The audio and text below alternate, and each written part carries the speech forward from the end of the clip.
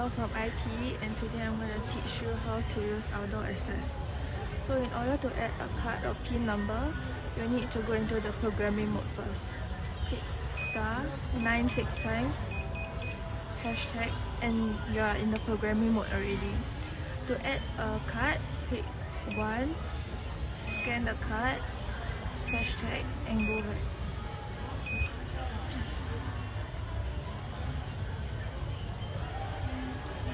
And to add a PIN number, go into the programming mode too.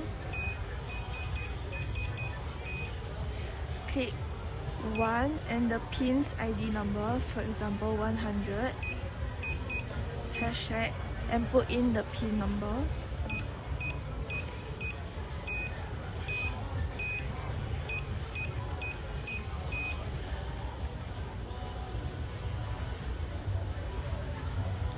And to delete everything, go back into the programming mode.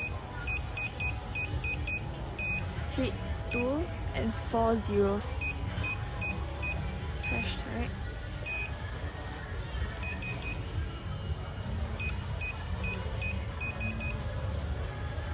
And if you have any questions, feel free to contact us at 9853 4404. Thank you so much for watching.